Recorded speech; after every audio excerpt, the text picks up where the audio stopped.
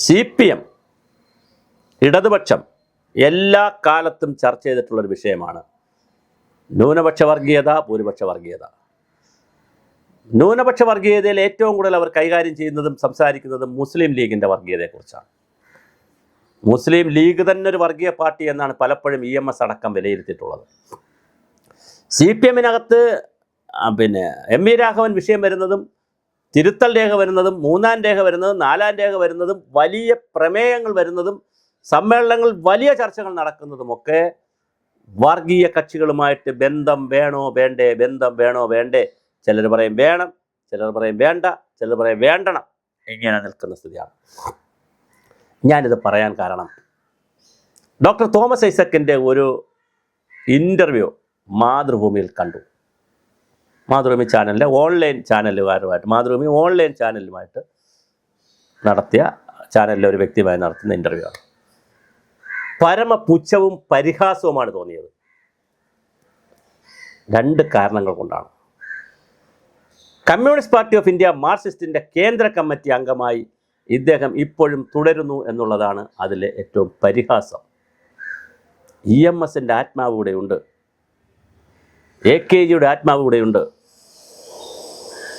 Party കോൺഗ്രസുകളുടെ, party പഠന കോൺഗ്രസുകളുടെയും party കോൺഗ്രസുകളുടെയും നയരേഖകൾ ഇവിടെ അന്തരീക്ഷത്തിലുണ്ട്.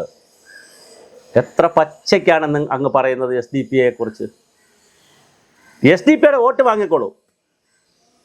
അങ്ങ് തെരഞ്ഞെടുപ്പിന് അമ്പലപ്പുഴ മാരാരിക്കുളത്ത് അങ്ങ് തെരഞ്ഞെടുപ്പിന് മത്സരിച്ചപ്പോൾ സകല ജാതി മതക്കാരിൽ നിന്ന് വോട്ട് വാങ്ങിയിട്ടുണ്ട്, അതറിയാം.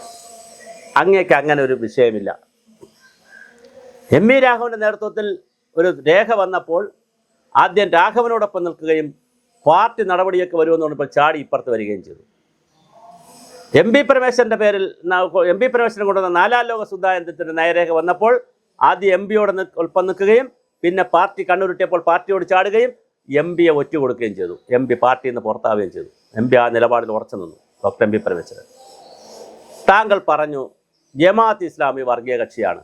ഓക്കെ, അപ്പോൾ അവതാരകനായിട്ടുള്ള അല്ലെങ്കിൽ ആങ്കറായിട്ടുള്ള ആൾ ചോദിക്കുന്നുണ്ട് SDPയോ? അതെനിക്കറിയത്തില്ല. എത്ര പരിഹാസമാണ്, എത്ര പരമപുച്ഛമാണത്. താങ്കൾ പറയണ്ടേ അവരും ഒരു വർഗീയ കക്ഷിയാണെങ്കിലും ഞങ്ങൾ യഥാർത്ഥ വർഗീയ കക്ഷിയായ BJP എതിർക്കാൻ വേണ്ടി ഞങ്ങളൊരു സഖ്യം വയ്ക്കുന്നു, ഘടകകക്ഷിയല്ല. എത്ര മാന്യമായിരിക്കും.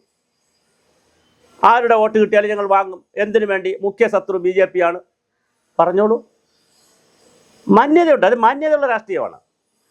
MA ബേബി പറഞ്ഞല്ലോ, ഞങ്ങൾ നേമത്ത് രാജീവ് ചന്ദ്രശേഖരനെ തോൽപ്പിക്കാൻ വേണ്ടി ശിവൻകുട്ടിക്ക് SDPI വോട്ട് ചെയ്യാമെന്ന് പറഞ്ഞപ്പോൾ ഞങ്ങൾ വാങ്ങുന്നു. മുഖ്യ ശത്രുവിനെ എതിർക്കാൻ വേണ്ടി ശത്രുവിൻ്റെ ശത്രു ഞങ്ങൾക്ക് ശത്രു, മിത്രം. എത്ര മാന്യമായ ഭാഷ. 1977 ഞങ്ങൾ സംഘപരിവാറിൻ്റെ ജനസംഘം പാർട്ടിയുടെ കൂടെ നിർത്തി അന്ന് ഞങ്ങൾ കോൺഗ്രസിനെ എതിർക്കാൻ വേണ്ടി ചെയ്തു. It is fair and good രാഷ്ട്രീയത്തിൽ. പക്ഷേ SDPയെ കുറിച്ച് ചോദിച്ചപ്പോൾ എനിക്കത് അറിയില്ല എന്ന് പറഞ്ഞത്, എനിക്ക് SDP വർഗീയ കക്ഷിയാണെന്ന് ചോദിക്കുമ്പോൾ അറിയില്ല എന്ന് പറഞ്ഞതും SDP എന്താണെന്നറിയില്ല എന്ന് പറഞ്ഞതും ഡോക്ടർ തോമസ് ഐസക്കിനെ പോലെയുള്ള ഒരാൾ പറഞ്ഞാൽ അത് സഹിക്കാവുന്നതല്ല. MM മണിയാശാൻ പറഞ്ഞാൽ നമുക്ക് സഹിക്കാം. അദ്ദേഹത്തിന് അത്ര വിദ്യാഭ്യാസമേ ഉള്ളൂ, അത്ര ലോകപരിചയമേ ഉള്ളൂ, അത്ര അനാലിറ്റിക്കൽ കപ്പാസിറ്റിയേ ഉള്ളൂ, വിവരങ്ങൾ അത്ര എടുക്കാൻ കഴിയുന്ന ആളല്ല. MM മണിയാശാനെ നമുക്ക് അങ്ങനെ പരിഗണിക്കാം വിദ്യാഭ്യാസപരമായിട്ട്. താങ്കൾ ഡോക്ടറേറ്റ് ഉള്ള ആളാണ്, കേന്ദ്ര കമ്മിറ്റി അംഗമാണ്, ധനകാര്യ വകുപ്പ് മന്ത്രിയായിരുന്ന ആളാണ്. താങ്കൾ SDPയെ വിലയിരുത്തിയത് ശരിയായില്ല. പച്ചയ്ക്ക് പറഞ്ഞാൽ ജമാഅത്ത് ഇസ്ലാമിയുടെ സഹായം, ജമാഅത്ത് ഇസ്ലാമിയും വെൽഫെയർ പാർട്ടിയും വർഗീയമാണോ വർഗീയമല്ല എന്നൊന്നും എൻ്റെ ചിന്തയിൽ വരുന്ന കാര്യമല്ല. അതെല്ലാം ജനങ്ങൾ തീരുമാനിക്കണം. അവർ UDFനെ സപ്പോർട്ട് ചെയ്യുന്നു. അപ്പോൾ സതീശൻ പറയുന്നു അവർ കുഴപ്പമില്ല, ഇപ്പോൾ ഒന്ന് മെരുങ്ങിയിട്ടുണ്ടെന്ന്, അവരിൽ വർഗീയതയില്ലെന്ന്. ഇപ്പുറത്ത് വളരെ കൃത്യമായി SDPയുടെയും PDPയുടെയും സപ്പോർട്ട് വാങ്ങുന്നു.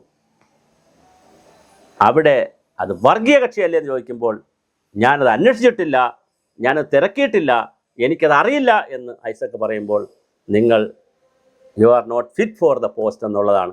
ഒരു കേന്ദ്ര കമ്മിറ്റി അംഗമായിരിക്കാനുള്ള സാമാന്യ കഴിവോ അല്ലെങ്കിൽ അർഹതയോ യോഗ്യതയോ ഇല്ല എന്ന് പറയേണ്ടി വരും. ഇത് ഡോക്ടർ തോമസ് ഐസക്കിനോട് എന്ന് പറയുന്നത് എനിക്കറിയാമെന്നുള്ള ഡോക്ടർ തോമസ് ഐസക്കുണ്ട്. ആ വ്യക്തിയോടുള്ള എൻ്റെ അഭിപ്രായമല്ല. CPMൻ്റെ കേന്ദ്ര കമ്മിറ്റി അംഗം എന്നുള്ള നിലയിൽ അങ്ങെടുത്തിരിക്കുന്ന നിലപാടിനോടുള്ള പ്രതിഷേധമാണ്, അങ്ങെടുത്തിരിക്കുന്ന നിലപാടിനോടുള്ള അഭിപ്രായ വ്യത്യാസമാണ് പറയുന്നത്. ഒരു കാരണവശാലും അങ്ങേപ്പോലുള്ളൊരു നേതാവ് ഇത് പറയാൻ പാടില്ലായിരുന്നു.